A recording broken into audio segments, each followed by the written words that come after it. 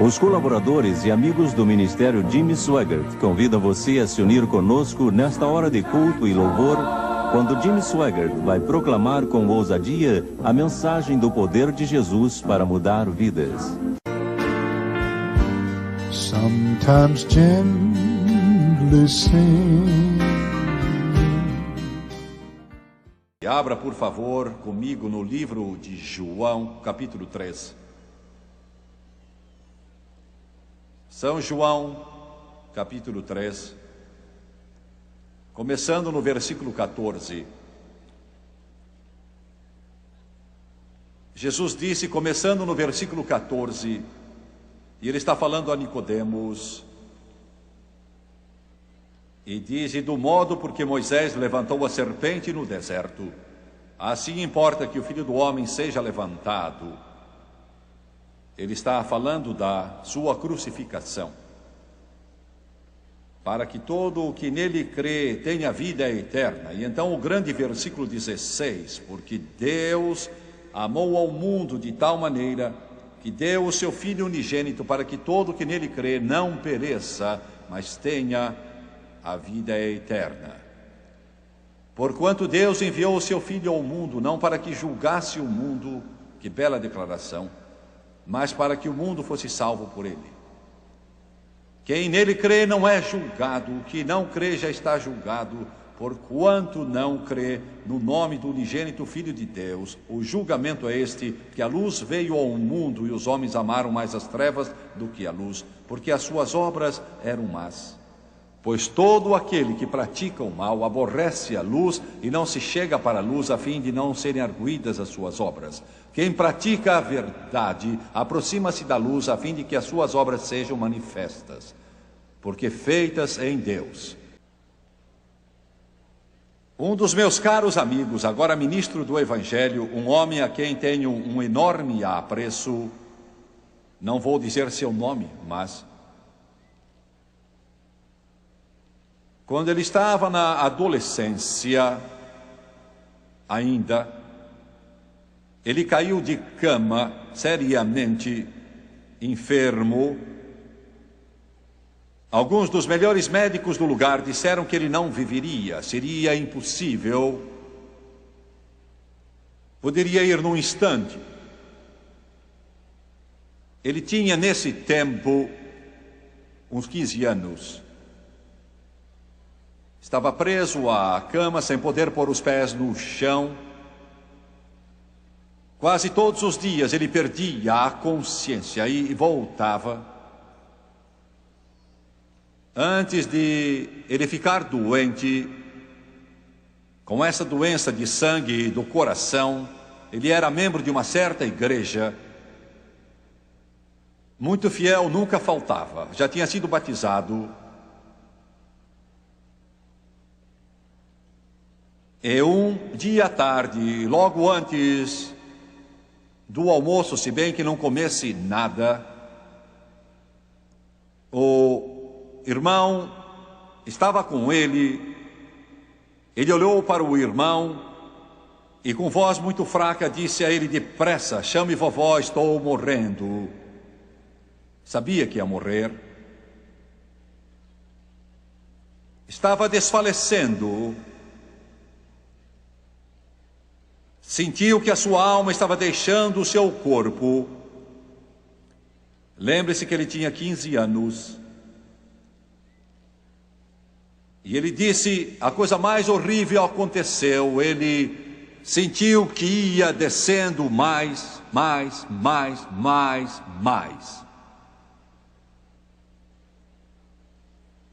Quando chegou, estava no lugar mais horrível que alguém pode descrever. Os pensamentos humanos não podiam imaginar e as palavras não podiam descrever. Não era possível de se pensar. Os gemidos terríveis, gritos, suspiros, soluços, que pareciam imensas cachoeiras, disse ele, que provinham daqueles corações atormentados, dos milhões que estavam lá, pois tinham ido ao inferno. E os pensamentos que vieram a ele, aí nesse lugar, Ele se viu deixando o corpo. Ele antes estava em sua cama e então estava naquele abismo e ficou pensando: Deus não pode ser, isso é impossível. Antes de tudo, eu tenho só 15 anos. Segundo, sou membro de uma igreja. Terceiro, já fui batizado em água.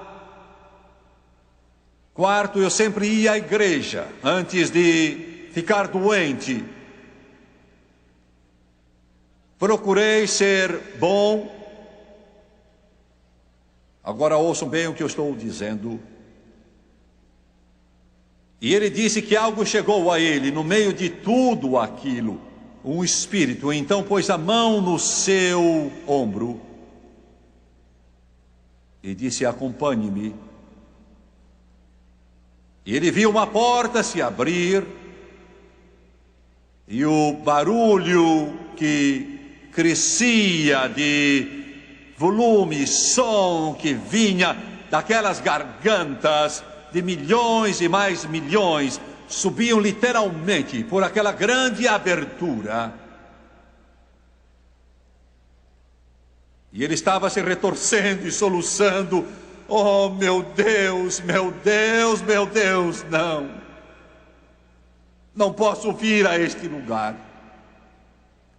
E o Espírito o puxava cada vez mais. E aí de repente, ele disse, uma voz surgiu, ou melhor, soou. Não viu ninguém, mas parecia em sua mente, no coração, no espírito, ele sabia que era Jesus. Jesus disse não, com uma voz de autoridade disse: pare. E o espírito largou sua mão, o espírito mau nessa hora. Alguns minutos depois ele acordou, naquele mesmo quarto em sua casa, e a avó estava curvada lavando seu rosto, e ele estava lá chorando e soluçando, sabendo que se Deus o deixasse morrer, ele teria ido para o inferno para todo o sempre. Sabendo que apesar de ele ir à igreja, ser fiel à sua igreja, ser membro de uma igreja, ser batizado em água, tendo somente 15 anos, ele nunca tinha nascido de novo.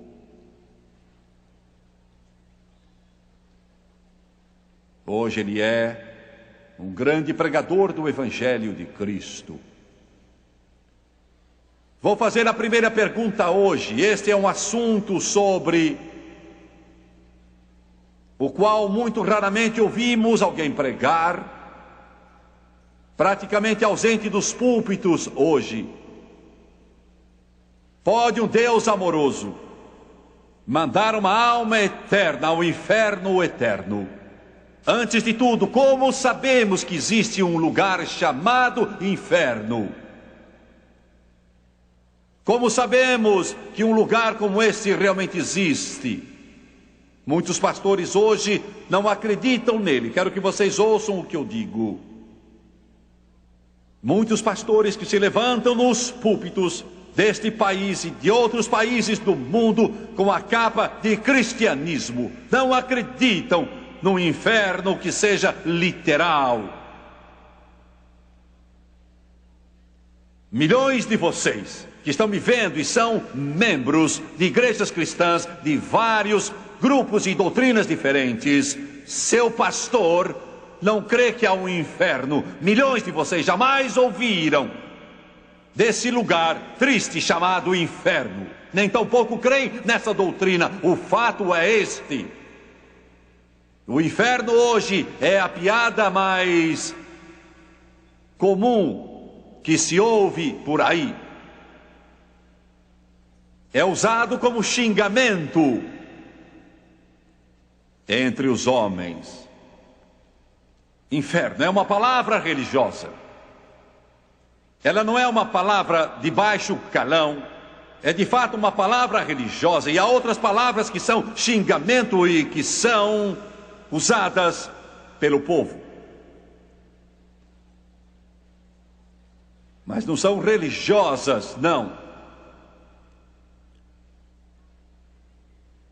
Uma frase que se ouve muitas vezes por aí, e milhões dizem quando não gostam de alguém, dizem: vá para o inferno, sem ter ideia nem remota do que de fato estão dizendo, e nem de longe entendendo a conotação da palavra que usaram e do significado de mandar alguém para este lugar terrível. Vá para o inferno. Como saber se há um lugar como esse? Não faz diferença. O que os teólogos dizem não faz diferença. O que os seminários ensinam não faz diferença. O que os educadores dizem não faz diferença. O que evolucionistas dizem não faz diferença. Ouçam. De fato não faz diferença. A única coisa que faz diferença é o que ela diz. A Bíblia. A Bíblia. A palavra de Deus. A Bíblia nos diz que há um inferno. No capítulo 16 do Evangelho de São Lucas, Jesus mesmo diz estas palavras. Versículo 23. Ele conta a história nesse famoso capítulo, e não é uma parábola, é um acontecimento real que de fato se passou. E ele diz: no inferno, falando desse homem que morreu e foi para o inferno, no inferno, estando em tormentos, levantou os olhos e viu ao longe a Abraão e a Lázaro no seu seio. Em Apocalipse capítulo 20, versículos 13 e 14, João o apóstolo escreveu e disse: deu o mar os mortos que nele estavam. A morte e o além entregaram os mortos que neles havia e foram julgados um por um segundo as suas obras. E então a morte e o inferno foram lançados para dentro do lago de fogo. Quando ele diz isso, esta é a segunda morte, não está falando de aniquilação ou extinção. Refere-se a uma separação total, eterna, sem fim de Deus. A segunda morte. Em Apocalipse 21:8, ele diz isto: quanto porém aos covardes, aos incrédulos, abomináveis, assassinos, impuros, feiticeiros, idólatras e a todos os mentirosos, a parte que lhes cabe será no lago que arde com fogo e enxofre, a saber, a segunda morte. Aqui ele diz de novo: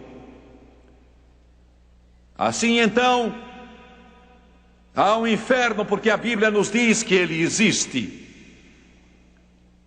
E todos vocês que estão ao alcance da minha voz, os milhões que assistem pela televisão, têm de fazer uma decisão. Vão ter de resolver se preferem acreditar o que alguém lhes diz que é contrário a este livro. Vocês vão querer crer em um brilhante teólogo que ouviram falar contrário a este livro. Vão querer formar sua própria opinião e ideia. Ouçam com atenção. Ou vocês vão acreditar na Bíblia. Bem, como sabemos que esta é a palavra de Deus? Como sabemos que esta é a Bíblia? A palavra de Deus. Como sabemos que é a verdade? Tremendos ataques se fazem a este livro hoje. As nossas escolas estão cheias de ataques contra a palavra de Deus. As instituições educativas nos dizem que é mentira. Eles riem do livro de Gênesis. Muitos pastores, muitos seminaristas, muitos teólogos dão risada da história da criação. Fazem alusão dos milagres de Jesus como fábulas ou histórias. Muitos dizem que talvez ela contenha a palavra de Deus, e alguns dizem serem fábulas. Este livro não contém a palavra de Deus, ele é a palavra de Deus.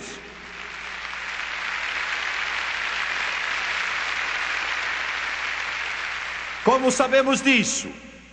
Como sabemos? Sua alma eterna está pesando na balança. E como sabemos que isso é verdade? Como sabemos que não são só fábulas ou histórias? Esses pensamentos vêm à sua mente, por certo. Você tem pensado às vezes, isso aconteceu? Porque a Bíblia é um livro histórico, bem como profético. E se um tio dessa história está errado, tudo está errado. E eu vou dizer isso de novo. Se existir um único erro, eu não disse na tradução, porque existem erros na tradução, mas cópias originais, no original bíblico, se houver uma pequena contradição ou erro, jogue tudo na lata de lixo, não merece a nossa fé. Mas estou aqui para dizer hoje, não há erro nenhum, nem sequer um engano. Ela é a palavra de Deus, do Gênesis ao Apocalipse.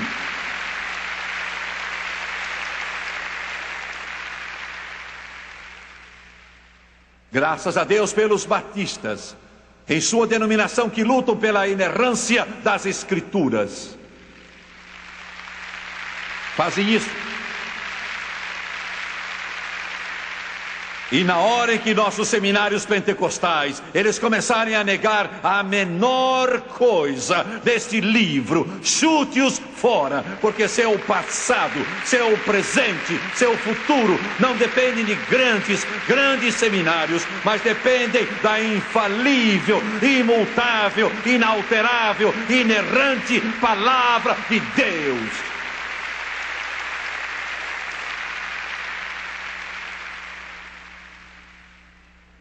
Ouçam-me.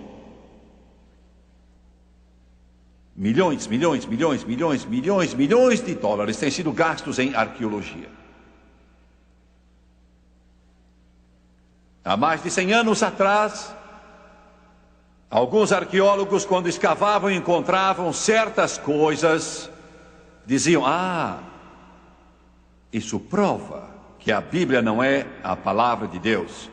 Mas todas as vezes que achavam escavações arqueológicas subsequentes, que o que pensavam desacreditar a Bíblia era desacreditado por escavações futuras, nem uma pá de terra sequer, não importa quem a tenha trabalhado, jamais desacreditou as palavras deste livro que tenho nas minhas mãos.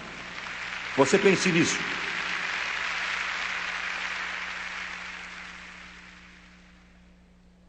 Não há mais manuscritos originais da Bíblia, porque eles foram escritos em papel muito frágil. Todavia, os eruditos dizem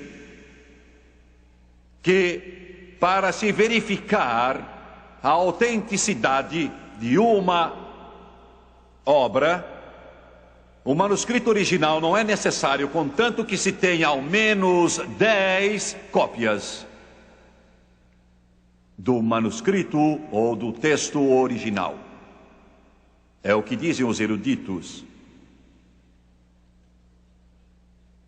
Nenhum livro antigo tem sido tão pesquisado como a Bíblia, nenhum.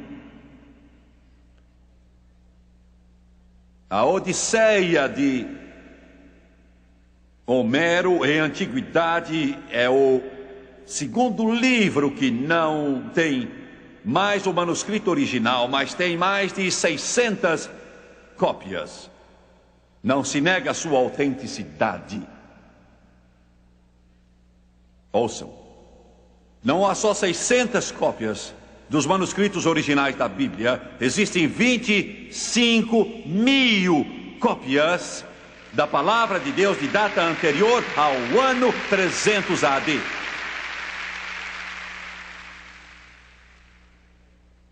Você pode confiar sua alma, seu passado, seu presente e futuro, que ela é a palavra de Deus.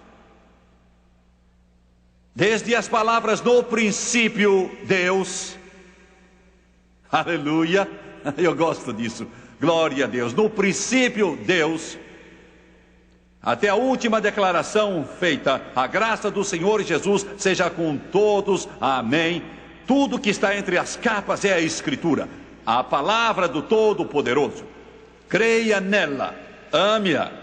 Toda noite, não toda, mas quase toda, quando vou para a cama, Francis está de um lado e a Bíblia está do outro.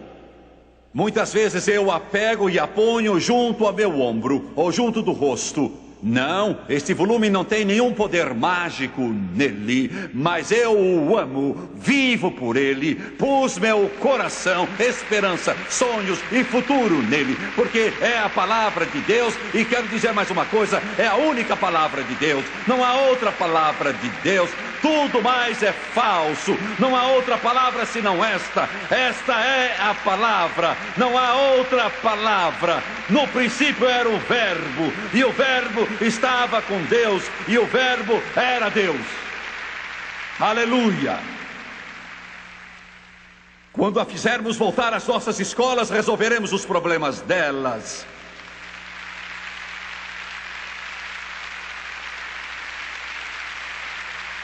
Quando ela voltar aos nossos lares, resolveremos os problemas dos lares. Quando ela voltar aos casamentos, resolveremos os problemas dos casamentos. Quando ela voltar ao Congresso, resolveremos os problemas do Congresso. Aleluia, Deus! Quando voltar às universidades, resolveremos os problemas das universidades. Eu sei que é a palavra de Deus, e a palavra de Deus me fala de um lugar chamado inferno. E que espécie de lugar é esse chamado inferno? Como é ele?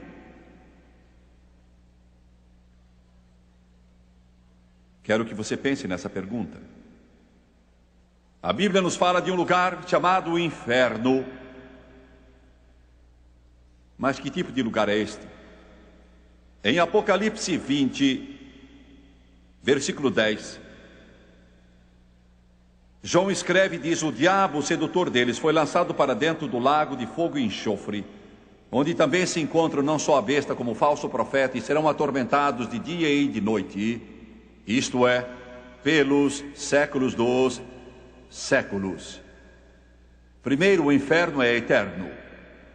Quero que você pense, eis o pensamento mais horrível que alguém poderia ter, porque a Bíblia também nos diz que espaçoso é o caminho que leva à perdição, e são muitos os que entram por ele, e apertado é o caminho que leva à vida, e são poucos os que o encontram.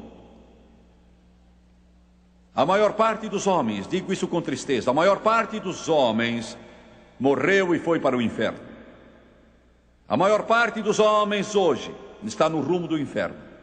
Espaçoso é o caminho e muitos são os que entram por ele. Apertado é o caminho que leva à vida e poucos o encontram. Os que estavam lá desde o princípio, no começo da criação, mandados para lá, ainda estão lá. Eles vão ficar lá para todo o sempre. Nossa mente não pode alcançar, nem pode entender essa expressão para sempre. Ouçam-me, quero que pensem numa coisa. É muito difícil para nós voltarmos ao início dos tempos. E a Bíblia é o único livro no mundo que de fato dá a história do princípio dos tempos. Cronologicamente ninguém sabe quando foi, mas aproximadamente 6.000 anos, podem ter sido até 7, podem ter sido mais. Mas se foi basicamente uns 6.000 anos, e houve apenas uns 5,5 milhões de horas que se passaram, desde o início do tempo. Pense no que acabo de dizer. 5,5 milhões de horas Porque cada um de vocês neste lugar e cada um que assiste pela televisão, vocês não são o resultado, ou não foram produzidos como resultado de um caldo inicial. Um produto acidental da evolução. Os humanistas dizem que nós somos só uma parte do reino animal. Vocês não são uma parte do reino animal. Aquilo que torna vocês diferentes do reino animal é que vocês têm o sopro de Deus em si, são alma e espírito, e que vão viver para todo sempre. Entendem isso? Deus pôs a eternidade no homem. Quero que pensem nisso. Vocês que estão aqui hoje, vocês pela televisão, daqui a 1 milhão de anos vocês ainda estarão vivos. 1 bilhão de anos estarão vivos. 1 trilhão de anos estarão vivos. Pense nisso. Você foi feito de modo tão maravilhoso. O corpo volta para o pó da terra para aguardar a ressurreição. A alma e o espírito vivem para sempre. Os humanistas dizem que somos só uma outra parte do reino animal. Corremos e acabou-se como os cães. Joga-se num buraco qualquer. Fiquem sabendo, por esta razão, a vida humana está barateando cada vez mais. Porque se o homem não tem alma, não tem espírito, ele é um mero acidente. Um acidente biológico, produto da evolução, o resultado de um caldo primitivo a algures. E então, você não serve para nada. Por isso temos o aborto. E que mal há nisso? É só uma pequena bolha, um tecido, um feto. Não é nada. Vá a qualquer nação do mundo que não considere este livro e a vida não vale nada. O homem é mais do que um pedaço de carne. Ele é uma alma eterna.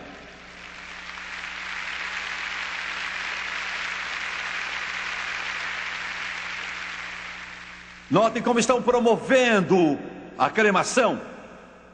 Hoje em dia, amplamente. Os crentes não creem na cremação, que consiste na queima do corpo após a sua morte.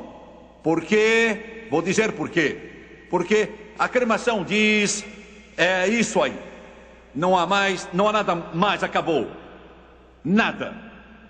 O Filho de Deus diz, o corpo pode ter sido feito do pó, e ele pode voltar ao pó, e os ossos se desfazem, mas Deus tem um registro, e um dia a trombeta de Deus vai soar, e Deus vai trazê-lo de volta, e vai haver uma ressurreição.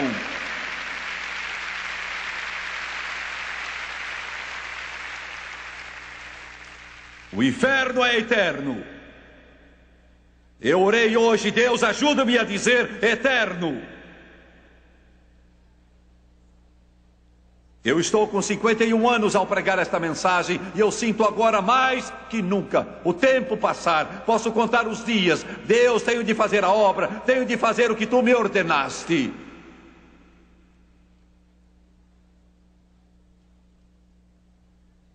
O inferno é eterno e ele também é um lugar de tormento. Eu li para vocês há pouco Lucas 16. E lá está claro, não se vive em estado inconsciente, mas consciente. Sente-se, percebe-se, lembra-se. Filho, lembra, a Abraão disse. Estão ouvindo? Chorando, gemendo, rangendo dentes. Você não pode nem imaginar como é horrível. E todos que estão aqui neste lugar, todos os telespectadores, ou vão indo para lá, ou vão indo para o céu, ou um ou outro. Pense nisso. Em Lucas 16, versículo 27 até 31, o homem roga e diz, deixe-me voltar lá e avisar os meus irmãos que estão lá na terra. Quero contar a eles. E Abraão disse, se eles não ouvirem a Moisés e aos profetas, não ouvirão se um dentre os mortos voltar, agora mesmo no inferno. Milhões e milhões estão gritando e clamando, querendo avisar os seus queridos, seus irmãos, suas irmãs, sua mãe, seu pai, os filhos, as filhas, seus amigos, seus conhecidos, querendo avisar vocês: não venham aqui onde estou agora. Mas Jesus mesmo disse: se alguém viesse do inferno, e alguns vieram, eu relatei a história de um que veio no começo desta mensagem. E se alguém viesse a esta plataforma e fosse visto através da televisão e dissesse: estive no inferno, e o descrevesse para você, a maior parte iria rir dela. Porque se você não crê no Evangelho de Jesus Cristo, sob o poder do Espírito Santo, você não crê em nada.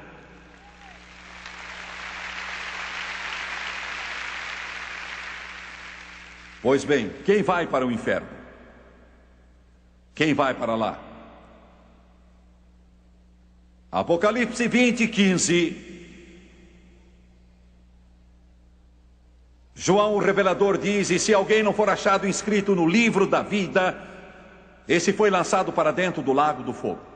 E se o seu nome não estiver escrito no livro da vida, ele não diz: se você não for membro de uma igreja batista ou Assembleia de Deus, dos Nazarenos, a igreja católica, ele não diz se você não der tanto dinheiro para fins caritativos, mas ele diz: se o seu nome não estiver escrito no livro da vida.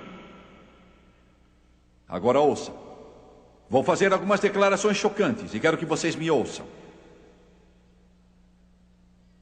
Não digo isso porque não gosto de vocês, não digo isso porque odeio vocês, eu digo isso porque amo vocês. Muitos religiosos do mundo vão para o inferno. Muitos religiosos do mundo vão para o inferno.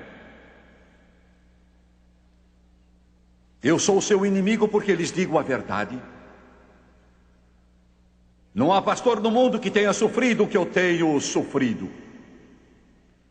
As pilhas de reportagens, as mentiras que têm sido impressas, mas estou disposto a sofrer o que for necessário, se puder afastar uma alma do inferno para o Senhor Jesus Cristo e a vida eterna.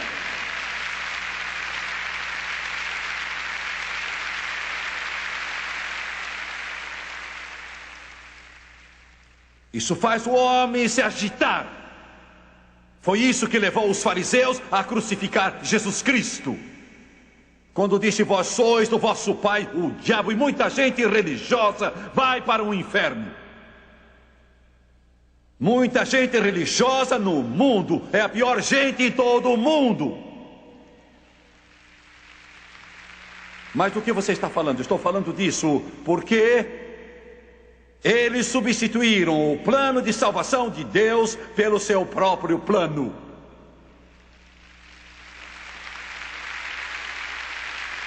Sua salvação não está em você se chegar e se unir à primeira igreja batista, ou à primeira igreja metodista, ou à primeira presbiteriana, ou à primeira Assembleia de Deus, ou à igreja de Deus, ou aos nazarenos, ou outra igreja. Milhões, milhões, milhões e milhões são religiosos. São religiosos, são religiosos. Falam sobre Deus o tempo todo, mas vão para o inferno. Eu quero dizer uma coisa a vocês. Sei que vai irritar alguns, e alguns não vão crer, mas não é meu problema. Eu sou só um mensageiro, é tudo que eu sou. Sou um simples mensageiro. Eu não faço a lei, nem mesmo a executo, só digo o que a lei é. Sou uma voz clamando no deserto: preparai o caminho do Senhor, endireitai as suas veredas. Já está posto o machado à raiz das árvores. Toda árvore, pois, que não produz bom fruto é cortada e lançada ao fogo.